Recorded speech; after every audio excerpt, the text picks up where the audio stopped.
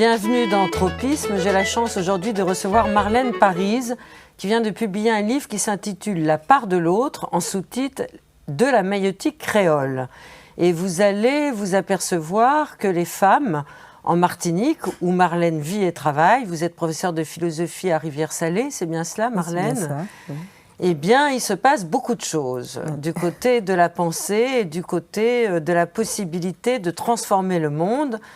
Quand on est une jeune femme comme vous et quand on est quelqu'un qui, au croisement de la philosophie, de la sociologie et de l'observation des êtres, eh bien, vous imaginez et vous essayez de comprendre à partir de quelle souffrance, de quelle douleur, vous, les Martiniquais, vous, la Martiniquaise, vous concevez la vie et vous ouvrez votre livre par une réflexion sur l'esclavage, sur cette cicatrice qui, aujourd'hui encore, n'est toujours pas refermée.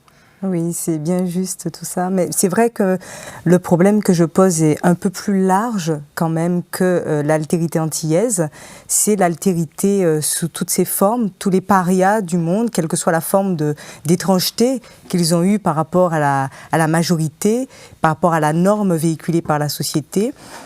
J'ouvre une réflexion sur toutes les altérités parce que je pense que les souffrances se parlent entre elles et qu'on comprend d'autant mieux sa souffrance quand on a partagé la souffrance de l'autre. Donc justement, la souffrance qui reste marquée dans le cœur des Antillais sera d'autant mieux dépassée si déjà les Antillais aussi s'ouvrent aux souffrances des autres et découvrent qu'elles ont finalement, elles connaissent les mêmes schémas.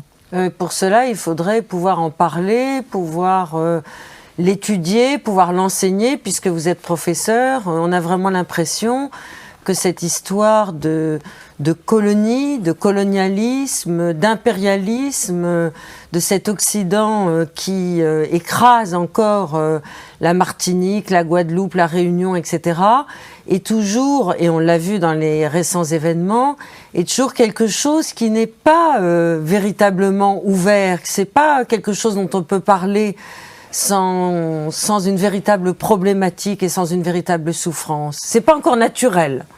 Je ne sais pas, je sais pas si vraiment les choses se posent comme ça aux Antilles. Peut-être que ce n'est pas un problème qui est pensé et réfléchi régulièrement dans l'Hexagone, mais aux Antilles, je crois qu'au contraire, les esprits sont à vif quant à la relation à l'Occident et à la domination de l'Occident.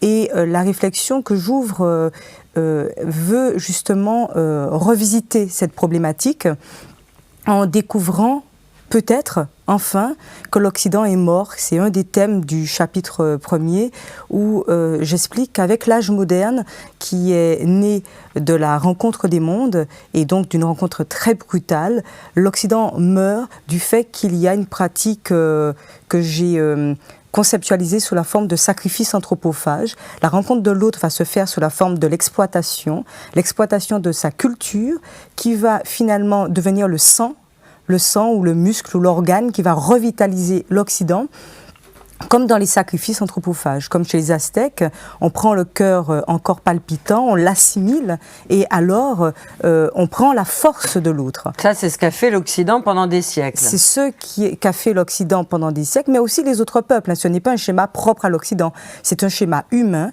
que de venir prendre la force vitale de l'autre et de l'assimiler. Mais ce qu'il y a de fondamental pour notre modernité, c'est que l'Occident reconnaisse que par cette assimilation de l'Afrique, de l'Amérique, de toutes ces cultures qu'il a, par un certain discours, disqualifiées, et en même temps assimilées, l'Occident est mort et l'âge moderne est né. L'âge moderne est né et il est absolument, enfin à mes yeux, il est dangereux de continuer à maintenir l'idée qu'on est dans un monde occidental alors que le monde occidental s'est vu totalement transformé par la rencontre des autres mondes. Cela nourrit des complexes chez les autres parce que finalement, ils se disent l'Occident a fait le monde dans lequel nous vivons avec ses qualités, ses défauts et nous n'avons pas contribué à ce monde-là. Nous sommes ceux qui viennent... Si. Non, je tiens le discours de ceux qui... Ah oui, des dominateurs. Voilà. Qui n'ont toujours pas compris que le métissage était la seule force pour la modernité. C'est la seule force pour la modernité et il faut que ce sacrifice anthropophage qui a eu lieu pendant 4 siècles soit reconnu par chacun chez lui, hein, pas simplement par les pouvoirs en place, mais par chaque individu. Il faut reconnaître que le monde que nous avons là résulte du sacrifice anthropophage, résulte de ces forces vitales que nous avons prises aux autres et desquelles nous nous sommes nourris. Alors, vous parlez effectivement des sacrifices anthropophages. Vous êtes philosophe, donc vous citez Kant, Rousseau, Aimé Césaire, on y reviendra. Mais en même temps, ce que j'ai beaucoup apprécié dans votre livre, c'est que vous n'êtes pas manichéenne. Vous ne faites pas partie des idéologues qui, de toutes les façons, sanctionnaient de manière unilatérale l'Occident. Vous essayez de comprendre. Et donc, cette violence de l'Occident vis-à-vis des peuples qui ont été exploités, humiliés, méprisés, etc., et dont ils ont pris la substance vitale, c'est pour ça que vous parlez de sacrifice anthropophage, eh bien, ces peuples-là aussi sont des peuples qui ont absorbé une autre forme de vitalité. Et cette forme de vitalité, elle explose peut-être aujourd'hui. Et c'est peut-être l'Occident qui dépérit, vous dites qu'il est mort, il est peut-être en déclin inéluctable, mais c'est peut-être de votre vitalité que l'Occident a besoin. Oui, absolument. Je pense que l'Occident, en tant qu'Occident, c'est ce que j'essaie de dire, meurt et mourra. Hein, pour moi, il est déjà mort. Je pense que l'information. C'est drôle que vous disiez ça avec pour moi, tellement c'est une de évidence, sourire et d'assurance. Pour moi, c'est une évidence. Le monde moderne, le monde du métissage, on ne peut pas se modifier de l'intérieur et en même temps soutenir. Et c'est ça l'impérialisme. L'impérialisme, c'est assimiler et en même temps maintenir que l'on existe en tant que tel, en tant que soi-même. À partir du moment où on assimile l'autre, je vais prendre une image très simple, hein, si un café assimile du lait, il devient café au lait. Bon, il ne peut pas dire je me maintiens en tant que café. Autrement, s'il se maintient en tant que café, eh bien, ça veut dire qu'il nie l'existence du lait en lui. C'est ça le métis. Le métis, c'est un individu qui reconnaît la part de l'autre en lui. À partir du moment où on est tellement aliéné qu'on n'arrive même pas à se reconnaître comme métis, ce qui est le cas quand même de beaucoup de personnes qui se revendiquent par exemple comme noires, qui se maintiennent dans une catégorie raciale. Pourquoi, à votre avis ? Parce que ça, c'est lié à l'histoire du racisme. Effectivement, tout individu qui avait une goutte de sang noir était rangé dans la catégorie noire. Donc ce schéma raciste se maintient dans les esprits pour l'instant. Mais c'est vrai que le métissage avance en même temps et que même les Antillais, qui sont encore nombreux à se revendiquer comme noirs, découvrent peu à peu qu'ils sont des métis et qu'il s'agit de reconnaître toutes ces parentés. Le monde ne pourra vraiment se comprendre et se vivre que si on accepte de reconnaître ces parentés, même quand ce sont des parentés qui, aux yeux de l'individu, sont des parentés à la barbarie. Parce que l'individu peut très bien considérer qu'avoir une part du monde occidental passé, c'est finalement avoir une part du barbare en lui. C'est un fait. On ne peut pas nier sa part, même à celui qu'on considère comme un barbare. Et justement, il me semble que quand on a toutes les parts, on cherche l'harmonie intérieure. On cherche à retrouver la paix intérieure. Et c'est cela ma démarche. C'est pour cela que je ne peux pas être manichéenne. Je ne peux pas être manichéenne parce que ce serait finalement condamner toute une partie de mon identité, puisque je suis aussi bien d'origine africaine que d'origine indienne, que d'origine du nord de Paris. Enfin bon, et tous les Antillais sont dans cette situation ambivalente. Si on veut trouver la paix intérieure, on ne peut pas simplement se mettre du côté des victimes. On doit se mettre de tous les côtés et essayer de mettre de l'ordre et de l'harmonie dans cette réalité qui est la nôtre. Encore faut-il que la France, dont vous parlez, reconnaisse cette multi-identité, cette multi-ethnicité à l'intérieur de chacun d'entre nous. Mais la France n'aura pas le choix. Enfin, à mes yeux, elle n'a pas le choix. Le monde est en cours. Et si elle veut encore trouver... donner de l'écho au ce que je désigne comme le nationalisme français, elle se perdra. La France n'a d'avenir que si elle se pense comme république transcontinentale. C'est le projet républicain qui doit trouver tout son sens, et un projet républicain qui, dès ses pensées les plus basiques, les plus théoriques, avait fait de chaque citoyen un individu identifié par le droit, et non par la culture ou par la race ou par la religion. Un citoyen de République est un individu juridiquement défini. Voilà. Mais est-ce que vous n'avez pas l'impression qu'il se passe exactement le contraire dans la considération de certaines tutelles politiques du gouvernement, pour ne pas le nommer, vis-à-vis justement de la Martinique, de la Guadeloupe, de la Réunion, comme si c'était à la fois, et d'ailleurs vous en parlez très bien dans votre bouquin, comme si ces territoires étaient à la fois la France, mais pas la France. Eh oui, mais D'ailleurs, vous le dites bien, hein, cette espèce de... Oui, on traîne de trouble chose. Et d'opacité dans le mot même de France. Bien sûr. On traîne quelque chose qui a à voir avec la période coloniale, puisqu'il y avait la France comme entité et les autres régions qui étaient des colonies. Donc on traîne ce rapport, cette distance. En fait, la situation est très simple. Oui, finalement. Ou très compliquée. Ou très compliquée. Où on considère que la France comme entité hexagonale, c'est la France. Et donc, on met en place des structures politiques qui la maintiennent dans son identité. Et la Martinique, la Guadeloupe, la Guyane, la Réunion deviennent à leur tour des entités politiques bien désignées. Donc plus des départements. Plus des départements. C'est la logique du nationalisme français, qu'on retrouve, c'est vrai, pour une part dans le gouvernement, et du nationalisme antillais. Ou, l'autre possible, on réforme la France. On accepte la réforme que les Antillais ont proposée depuis bien longtemps. La France devient une république transcontinentale. C'est-à-dire qu'on ne désigne plus l'Hexagone comme France. Et on comprend que quand les régions du Sud comme Nice deviennent françaises, on ne peut pas continuer à désigner le Nord, c'est pas totalement le Nord, mais les autres parties comme France et Nice comme une partie extérieure à la France. La France comprend Nice, comprend ces régions-là. On ne se pose plus la question, mais effectivement, il y eut un temps où on se l'est posé. On se l'est posé. Mais je pense on ne se l'est jamais posé, effectivement, pour la Martinique, la Guadeloupe, la Réunion. Voilà. Mais je pense que le temps est venu de penser la France en d'autres termes et d'assumer ce projet que les Antillais portent dans leur esprit et dans leur cœur depuis très longtemps. C'est un projet original parce que c'est vrai que nous avons l'habitude de penser les entités politiques limitées par des fleuves, des montagnes et des mers, alors que là, cette collectivité politique ne connaîtrait pas ses frontières, mais il me semble que le monde que nous sommes en train de construire est un monde transcontinental, de toute façon. En tout cas, il y a des gens aussi importants que Aimé Césaire, que vous citez d'ailleurs abondamment dans votre ouvrage, qui, dès la fin de la Seconde Guerre mondiale, a pensé comme vous. Oui. Et on a l'impression, finalement, aujourd'hui, en 2009, que toute cette réflexion à la fois poétique, politique, littéraire, mais aussi pour une sorte d'indépendance et de désassimilation, on a l'impression qu'on la redécouvre aujourd'hui, mais qu'il s'est passé 50 ans sans qu'il ne se passe rien. J'ai des parentés avec Césaire, c'est certain.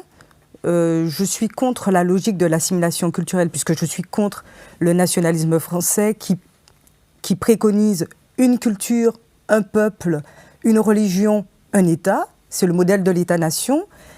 Mais je ne pense pas que Césaire s'inscrivait exactement dans la même dynamique politique qu'est la mienne. Bon, c'est vrai que c'est une grande génération plus tard. J'affirme très clairement une volonté républicaine. Alors que Césaire, son travail, il me semble, c'était d'affirmer très clairement, très fermement la nécessité que les cultures se maintiennent, soient protégées et existent à part entière. Maintenant, quand Césaire s'engage dans une dynamique autonomiste, moi je n'ai jamais vraiment saisi ce que ça voulait dire l'autonomie. Oui, vous en parlez. Si elle s'inscrit dans le modèle de l'État-nation, je ne la soutiens absolument pas. Je me méfie d'une logique autonomiste. Pourquoi ? Je vous explique, dans le sens où, si elle s'inscrit dans le modèle de l'État-nation, donc du nationalisme, elle nous engagera dans un communautarisme. Or, le modèle républicain, pour moi, est pensé à l'opposé du communautarisme. Il maintient une identité juridique partagée, il protège les droits de l'homme, il maintient des valeurs communes, qui sont des valeurs politiques, juridiques, et pas nécessairement toujours culturelles, mais il se méfie de l'enfermement des individus dans une communauté culturelle donnée. Donc il maintient l'individu comme terre fondamentale, je dirais. Ce n'est pas le peuple qui est à protéger uniquement, ou la communauté, dans la République, c'est l'individu qui est le pilier de lui-même. Et je pense que maintenir l'individu comme valeur première, comme pilier du système politique, c'est essentiel parce que la communauté a vite fait de coloniser les individus eux-mêmes. Donc on ne peut pas passer d'une colonie à l'autre et cloisonner. Et donc de les opposer, ces communautés. Voilà, je pense qu'il faut que le système politique maintienne la citoyenneté comme une parenté politique. C'est des réflexions absolument passionnantes qui tombent en plein dans l'actualité, qui sont fondées sur votre analyse de la situation historique, politique, philosophique. Mais alors, allons encore plus loin, puisque vous n'hésitez pas à être audacieuse intellectuellement. Vous allez jusqu'à poser la question de l'autonomie et de l'indépendance. Pourquoi le respect de l'individu n'irait-il pas avec une possibilité d'autonomie, voire d'indépendance ? Je pense que le choix de l'indépendance, si elle est voulue par les individus, si elle est choisie par les individus, respecte totalement l'individualité et serait tout à fait démocratique. Donc vous n'êtes pas forcément contre ? Ce n'est pas ma position. Maintenant, je suis une démocrate et j'estime que si les populations font ce choix, c'est ce choix qui leur semblera, au moment où elles feront le choix, pertinent. Et on doit absolument respecter ce choix. Maintenant, mon analyse de citoyenne vivant aux Antilles me montre que l'esprit démocratique n'est pas toujours présent dans notre ambiance politique. Vous pouvez donner des exemples, Marlène ? Vous qui enseignez la philosophie dans un lycée tous les jours, vous avez l'impression qu'il y a encore des inégalités, qu'il y a du racisme ?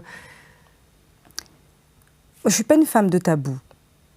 Condamner l'Occident, nous l'avons déjà fait. Tant et si bien que j'en arrive à ces conclusions-là. Dire qu'il y a un racisme anti-noir ou anti-autre que blanc, ça me rappelle un journaliste de France 2, ceci a déjà été dit.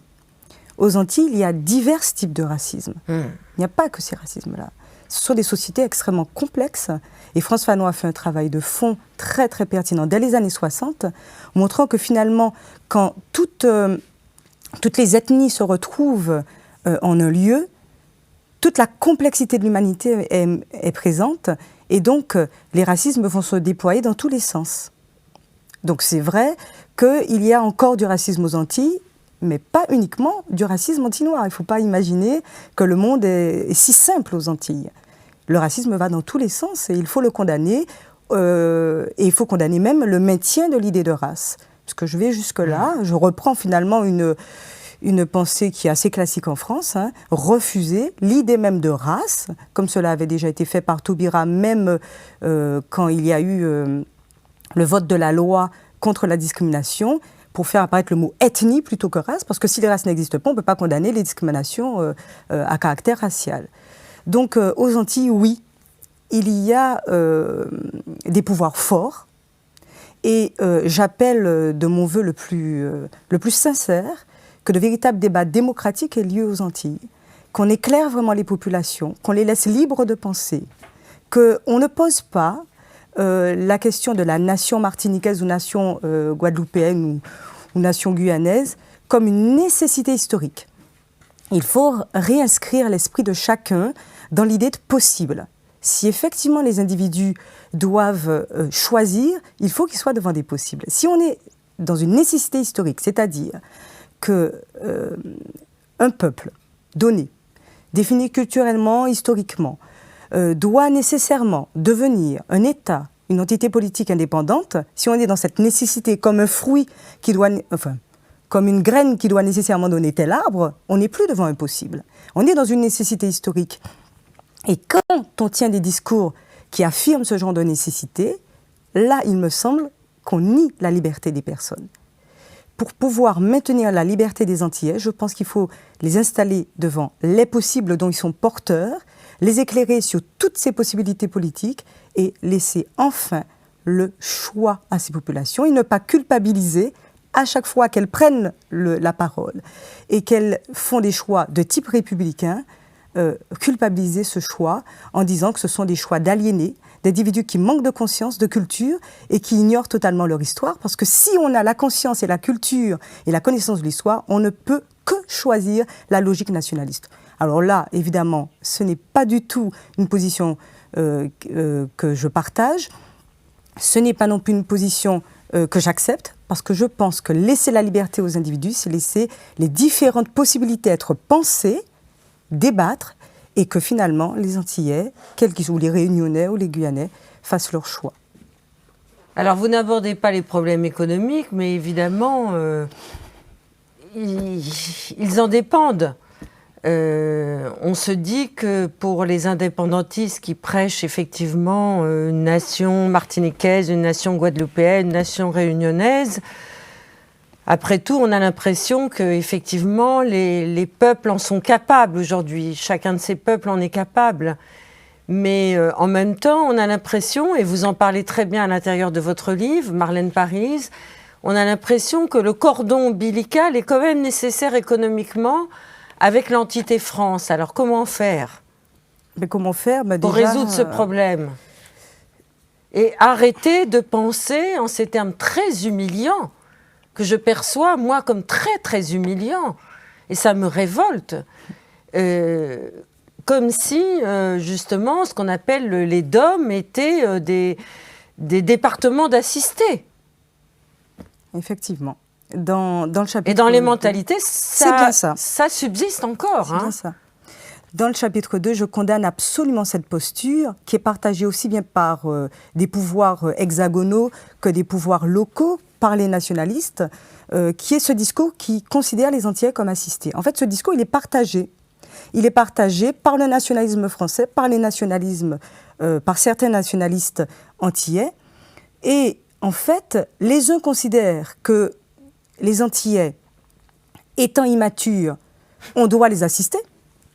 Ça, c'est le nationalisme français. Et les autres considèrent, vous vous rendez compte, nous sommes assistés, il faut réagir. Et le soin qu'ils nous proposent, donc l'indépendance, la prise des responsabilités, comme ils appellent ça, le soin qu'ils nous proposent est proportionnel à la honte qu'ils vont développer en nous. C'est-à-dire, plus on aura honte de cette posture d'assister, plus il y aura en nous une nécessité, une urgence à passer dans une autre posture politique que la nôtre. Donc évidemment, ils ont tout intérêt à ce que cette honte grandisse en nous et que nous nous pensions de plus en plus comme des assistés.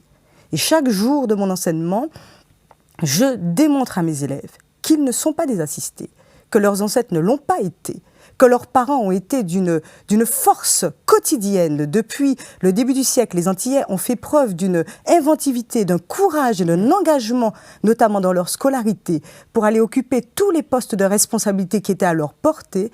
Et je trouve, je vous le dis avec la plus grande fermeté, absolument honteux de la part des Antillais eux-mêmes de développer ce sentiment de honte chez les autres Antillais. Que ça vienne d'ailleurs, ça est déjà très grave. Que le gouvernement continue à véhiculer cette idée, c'est déjà très grave. Mais que les pouvoirs locaux eux-mêmes, au nom d'une logique politique, puissent développer de tels complexes chez les populations, moi je le condamne très fermement. Ben vous avez raison, mais il y a une fierté aussi. Mais moi, fierté d'être antillaise. Mais c'est au-delà de tout. Vous savez que pendant l'esclavage, le Code noir a imposé aux maîtres de nourrir, d'habiller les esclaves parce qu'ils ne le faisaient pas. Alors les maîtres se sont dit, oh là là, des tracas, des dépenses. On va leur donner un petit bout de terre, un jardin, à côté de leur case, et ils vont se nourrir eux-mêmes. Et ils leur ont donné le samedi matin pour pouvoir s'occuper de ce petit bout de terre. Alors les hommes et les femmes mis en esclavage s'y sont mis, puisqu'il fallait se nourrir, et à force de travail, ils ont produit pour se nourrir, et ils ont surproduit. Et cette surproduction, ils la vendaient. Ils la vendaient. Et ils cumulaient ainsi des sous, ils cumulaient ainsi de l'argent qu'ils pouvaient déposer sur des carnets que tenaient leurs maîtres ou bien des hommes d'État, des notaires. Et des hommes et des femmes mis en esclavage, il y avait beaucoup de femmes, ont racheté leur liberté ainsi. Parce que le système esclavagiste avait des soupapes pour qu'il dure. Oui, il fallait espérer, il fallait espérer la liberté pour que ça puisse se maintenir si longtemps. Et ils rachetaient leur liberté. Mais si vous voulez, pour moi, la culture créole est une culture du jardin créole. Cette invention du jardin créole, ce surtravail pour pouvoir acheter la liberté, puis, en tant que femme de couleur libre ou en tant qu'homme de couleur libre, aller travailler dans les villes, cumuler encore de l'argent pour racheter la liberté d'enfants ou de parents, je trouve ça extraordinaire. Et ça, les Antillais n'ont jamais arrêté de le faire. Le XXe siècle a été un autre siècle. Ils ont travaillé, ils sont partis de leur région, ils ont investi l'Hexagone, ils se sont installés, ils se sont enrichis. Ils ont occupé tous les postes qui étaient à disposition. C'est vrai qu'ils ont dû faire face au racisme ambiant. Malgré tout, ils ont continué à avancer. Moi, je ne trouve aucune honte dans la démarche des Antillais. Et tout le temps, je raconte aux élèves le travail qui a été fait pour qu'ils puissent trouver la force de relever les défis actuels. En tout cas, vous êtes formidable, Marlène Parize. Je pense que vos élèves ont beaucoup de chance de suivre vos cours de philosophie à Rivière-Salée. Je pense que vous êtes une intellectuelle pour penser la réforme de la France transcontinentale. J'espère que cette réforme aura lieu. Et en attendant, je conseille beaucoup la lecture de votre livre, car c'est une réflexion, une méditation, c'est très poétique aussi. Il y a un personnage magnifique qui s'appelle Utumo, mais les lecteurs et les lectrices le découvriront, qui s'intitule La part de l'autre, de la maïeutique créole. Merci infiniment, Marlène. Merci à vous.